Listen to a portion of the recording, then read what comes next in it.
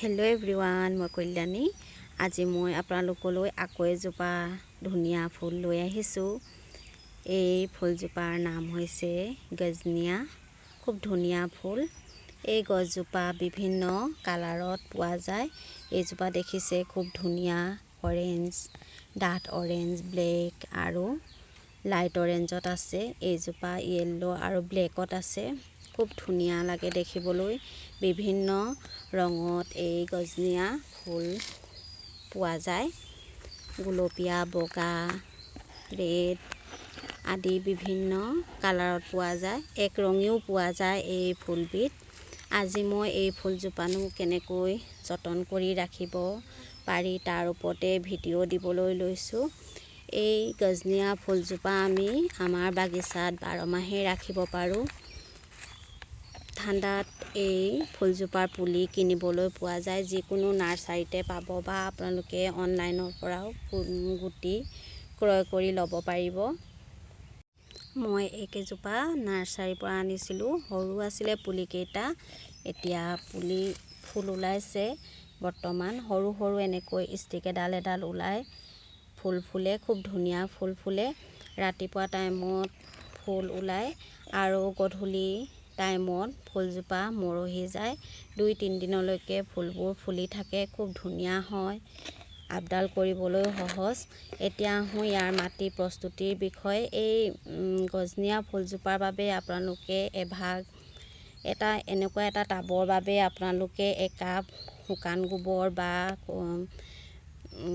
কেঁচুসাৰ ল'ব। একাপ মাটি আৰু একাপ বালি মিহলাই আপোনালোকে পুলিটো ৰোপণ কৰিব। তেতিয়া আপোনালোকৰ ফুলজোপা খুব ধুনীয়া হ'ব। আৰু আপোনালোকে 15 বা 20 দিনৰ মূৰত মাষ্টাৰ্ড কেক খলি হৈ পানীত মিহলাই সেই পানীখিনি লিকুইড সাৰ হিচাপে এই ফুলজোপাত দিব পাৰে। আৰু শুকান গোবৰ বা কেঁচুসাৰ পানীত মিহলাই সেইখিনিও আপোনালোকে এই ফুলজোপাত এড কৰিব পাৰে। তেতিয়া আপোনালোকৰ ফুলজোপা খুব ধুনীয়া হ'ব আৰু বহু দিনলৈকে ফুল ফুলি থাকিব। এই ফুলজোপাই সদায় ৰ'দ ভাল পায়। ৰ'দত ৰাখি দিলে ইয়াৰ চেহেৰা ধুনীয়া হয় আৰু আমাৰ ছানফ্লাৱাৰ, সূৰ্যমুখী ফুলৰ নিচিনাই এই ডাইৰেকশ্যন বদলি কৰি থাকে সূৰ্যৰ ফালে। খুব ধুনীয়া লাগে এই ফুলজোপা। এই ফুলজোপা পাৰিব ছাইডৰ পৰা ওলোৱা এটা যদি পুলি আমি নতুন এটা টাবত লগাই দিওঁ, তেতিয়া সেই এজোপা নতুন ফুল হ'ব। তেতিয়া আপোনালোকৰ দুজোপা হৈ যাব। এনেদৰে আপোনালোকে ইয়াৰ পুলি বনাই ল'ব পাৰিব। নহ'লে আপোনালোকে নাৰ্চাৰীৰ পৰাই আনিব লাগিব বা অনলাইনৰ পৰাই গুটি ক্ৰয় কৰিব লাগিব।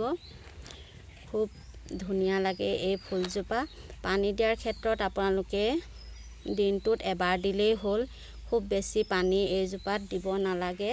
যেতিয়া এই ফুলজোপাৰ গুৰি মাটিখিনি শুকাই যাব তেতিয়াহে আপোনালোকে পানী দিব। বেছি পানী দিলে এই ফুলজোপা গেলি যোৱাৰ সম্ভাৱনা বেছি হয়।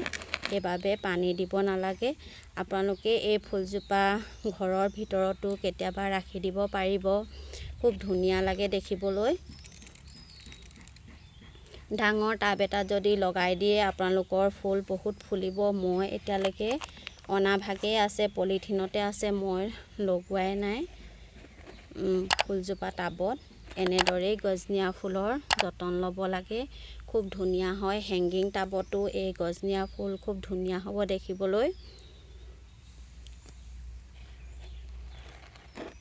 ভিডিঅ'টো ভাল লাগিলে আপোনালোকে লাইক এটা কৰিব, শ্বেয়াৰ কৰিব আৰু কমেণ্টো কৰিব। আৰু যদি মোৰ চেনেলটো আপোনালোকে প্ৰথমবাৰৰ বাবে চাইছে, চেনেলটো ছাবস্ক্ৰাইব কৰিব আৰু কাষতে থকা বেল আইকনতো ক্লিক কৰিব। তেতিয়া মোৰ ভিডিঅ'বোৰ আপোনালোকে পাই থাকিব।